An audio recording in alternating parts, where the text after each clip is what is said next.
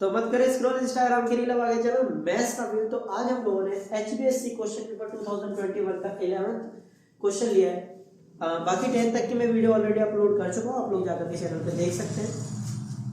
तो देखिए 11th MCQ क्या है, कह रहा है if the roots of quadratic equation, कह रहा है ये क्वाड्रेटिक इक्वेशन है आपके पास, ये एक क्वाड्रेटिक इक्वेशन है, कह रहा है इसके रूट्स है जो आर इक्वल, कह रहे इसके जो रूट्स है वो कैसे इक्वल है, इस चीज को देखो ध्यान से, इसके रूट्स कैसे इक्वल है। और क्वाड्रेटिक इक्वेशन ये देखो ध्यान से 3x² plus kx plus 3 equals to 0, ये क्वाड्रेटिक इक्वेशन है।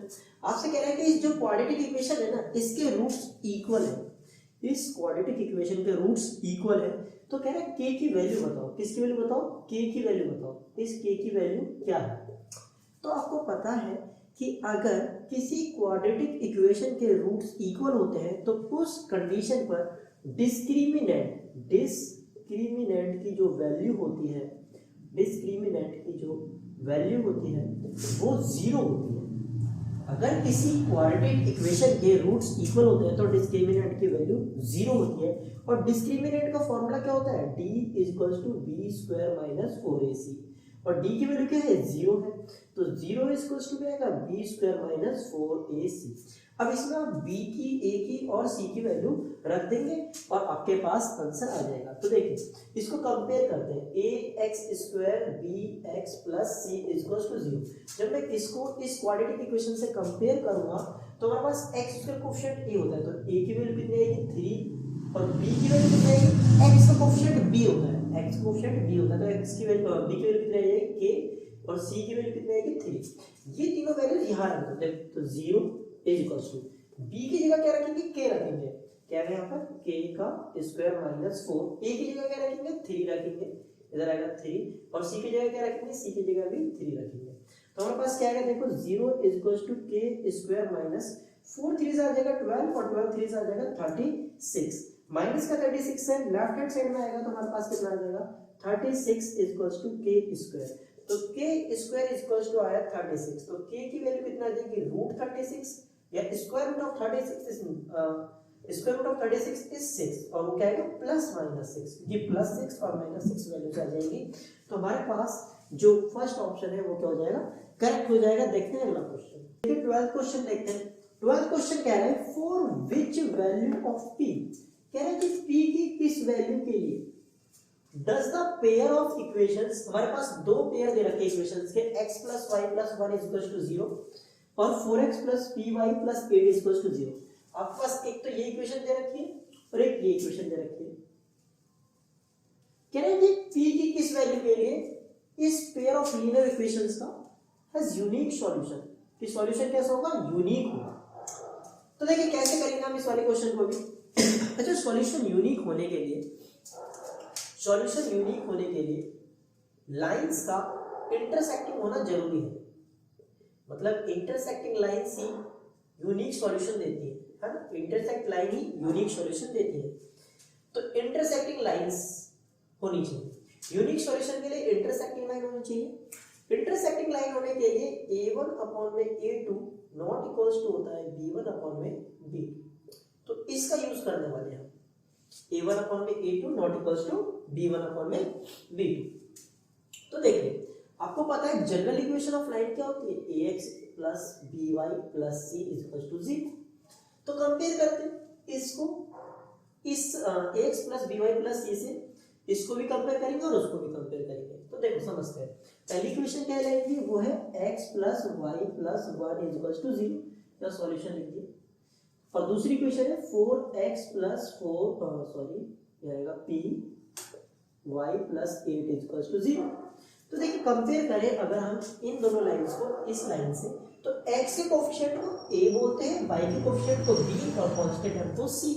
तो यहाँ पर x के कोएफिशिएंट कुछ भी नहीं है तो हम बोलेंगे a1 की वैल्यू तो हो जाएगी हमारी 1, b1 की वैल्यू हो जाएगी 1 और c1 की वैल्यू भी क्या हो जाएगी 1 हो जाएगी। इस तरीके से इसमें x कोएफिशिएंट को a बोलेंगे, तो ये सेकंड लाइन की बात चल रही है तो a2 b2 c2 ले लेंगे। तो इधर आ जाएगा हमारे पास a2 की वैल्यू आ गई 8, b2 की वैल्यू कितनी आ जाएगी, वो आएगी p, और जो C2 की वैल्यू आएगी वो कितनी आ जाएगी 8 आ जाएगी।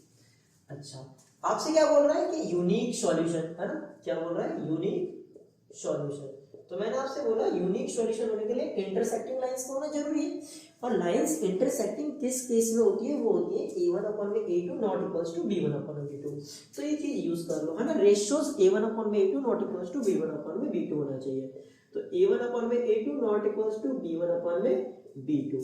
तो a1 a2 b1 b2 की वैल्यू यहां से उठा के यहां रख दो। तो a1 की वैल्यू कितनी है 1, तो 1, a2 की वैल्यू कितनी है 8, तो 8 नॉट इक्वल्स टू b1 की वैल्यू कितनी है 1 अपॉन में b2 की वैल्यू कितनी है, वो है p।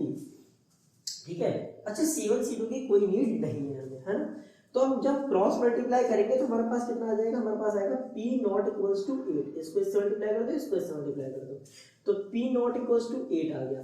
तो बात समझते हो, उसने बोला है for which value of p, कह रहे p की किस वैल्यू के लिए does the pair of equations has unique solution. तो देखो इस वाले आंसर का मतलब ये है कि कह रहे हैं p की वैल्यू 8 मत लेना, हम बोलेंगे for all value of p, p की हर वैल्यू के लिए एक्सेप्ट 8 है ना, except 8 does the lines, the given lines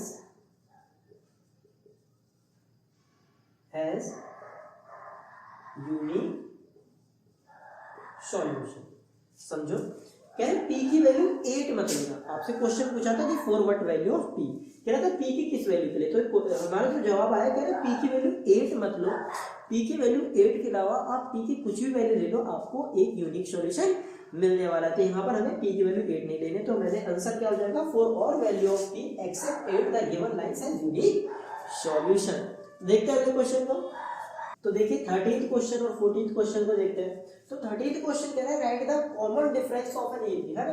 paper में एमसीक्यू में आपसे कॉमन डिफरेंस भी पूछ लेता डायरेक्ट, बहुत आसान आसान से सवाल आते हैं यार एचपीएससी में, आपको एकदम अच्छे से मेहनत करनी है ना। तो देखिए क्वेश्चन क्या है, कह रहा है राइट द कॉमन डिफरेंस, कह रहा है कॉमन डिफरेंस, कॉमन डिफरेंस सभी को पता है क्या होता है, डी। ठीक है, कॉमन डिफरेंस बताना आपको, और ये एपी दे रखी है आपको, ये एक एपी दे रखी है, इस एपी का आपको कॉमन डिफरेंस बताना है। बात समझते हैं। देखिए अगर वो एपी है तो कॉमन डिफरेंस बस एक बार निकाल लीजिए, है ना। अगर वो एपी है तो कॉमन डिफरेंस एक ही बार निकाल लो, ऐसे नहीं कि आप 2-3 बार निकाल के देखेंगे अपन, नहीं, आप एक बार निकाल दो। तो देखो ये आपका a1 की वैल्यू कितनी है 4 है, a2 की वैल्यू कितनी है 1 है, a3 की वैल्यू कितनी है -2 है, और a4 की वैल्यू कितनी है -5 है। ये a1 है, ये a2 है, ये a3 है, और ये a4 है। तो a1 a2 दे रखे हैं आपको पास, a3 भी है, आपको बस d की वैल्यू निकालनी है। तो देखो d का फॉर्मूला क्या होता है, d का मतलब क्या होता है, d का मतलब होता है दो टर्म्स के बीच का डिफरेंस। तो क्या होता है फॉर्मूला, a2 माइनस a1। तो a2 की वैल्यू कितनी है, a2 की वैल्यू है 1 माइनस a1 की वैल्यू कितनी है 4, तो आप 1 में से 4 को माइनस करेंगे कितना आएगा, -3 आ जाएगा। तो जो कॉमन डिफरेंस है कितना आ जाएगा, -3 आ जाएगा। 14th सम देखते हैं, क्या है 14th term of an AP, कह रहे ये जो एपी है इसकी 14th टर्म बतानी है आपको, 14वीं टर्म बतानी है। तो देखो a1 का मतलब होता है पहली टर्म, फर्स्ट टर्म है ना, पहली टर्म या फर्स्ट टर्म, a2 का मतलब होता है सेकंड टर्म, a3 का मतलब थर्ड टर्म। देखो a1 का मतलब पहली टर्म, a2 का मतलब दूसरी टर्म, a3 का मतलब तीसरी टर्म, यानी कि a14 का मतलब क्या हो जाएगा 14th टर्म। तो जो 14th टर्म होगी a14, तो इसको हम, आप जानते होंगे क्या लिख सकते हैं, इसको हम लिख सकते हैं a प्लस इसमें से 1 माइनस कर दो, क्या आएगा 13d। तो a की वैल्यू कितनी है 5, इधर लिखेंगे 5 प्लस 13, d की वैल्यू निकालेंगे a2 minus a1, a2 minus a1। तो a2 की वैल्यू कितनी है, ये आपकी a1 की वैल्यू है, और ये a2 की वैल्यू है, और ये a3 की वैल्यू है। a2 की वैल्यू कितनी है 12 माइनस a1 की वैल्यू कितनी है 5, तो हमारे पास d की वैल्यू कितनी आ जाएगी 7। तो हमारे पास d की वैल्यू आ रही है 7, तो इधर आएगा हमारे पास 7, तो हमारे पास आएगा 5 प्लस 13 7 से कितना आएगा 91, और 91 में 5 ऐड करेंगे कितना आएगा 96। तो इस एपी की, ये जो एपी है, इस एपी की जो 14th टर्म है वो कितनी आ जाएगी 96 आ जाएगी। देखते हैं अगले क्वेश्चन को। 15th क्वेश्चन देखते हैं। 15th क्वेश्चन है, कह रहा था सम ऑफ फर्स्ट 50 नेचुरल नंबर्स की, 50 नेचुरल नंबर्स का सम क्या होता है ना। अच्छा किसी के पास कोई मैसेज तो नहीं आ रहा ना, सारा ध्यान पढ़ाई पे लगाओ, आपके पास बस बहुत कम दिन रह गए हैं। तो कह रहा था सम ऑफ फर्स्ट 50 नेचुरल नंबर्स, कह रहा है 50 नेचुरल नंबर्स का सम बताना है आपको। तो नेचुरल नंबर्स कहाँ से स्टार्ट होते हैं, 1 2 3 4 ऐसे कहाँ तक 50 तक, है ना। देखिए इस सारे सवाल को करने के लिए डायरेक्ट फॉर्मूला भी होता है, आपको पता हो, sum of first n natural number, sum of first n natural numbers, उसका फॉर्मूला होता है हमारे पास S n is equal to n plus one upon में टू। ठीक है, इस फॉर्मूले का यूज कर तो एस एन की जो वैल्यू है किसके बराबर आएगी, एन प्लस वन अपॉन में टू। एन की वैल्यू कितनी है, सम ऑफ फर्स्ट 50, एन की वैल्यू कितनी है 50, इधर आएगा 50 प्लस वन अपॉन में कितना आएगा 2, इससे कैंसिल हो जाएगा कितनी बार पे 25 बार पे, तो कितना आएगा यहाँ पर 25 इनटू ये कितना हो जाएगा हमारे पास 51 को 25 से करेंगे मल्टीप्लाई, सो मल्टीप्लाई कर देते हैं, 5 बन जा 5, 5 5 जा 25, 2 बन जा 2, 2 5 जा 10, कितना आएगा 5 7 2 1, तो हमारे पास आएगा 1275 आएगा। तो इस तरीके से सारे सवाल को सॉल्व करेंगे। इसी यही लास्ट मतलब ये लास्ट सम नहीं था, बट मिलते हैं अब अगली वीडियो में, तब तक पढ़ाई करते रहो और एकदम अच्छे से नंबर लेकर के आना। ठीक।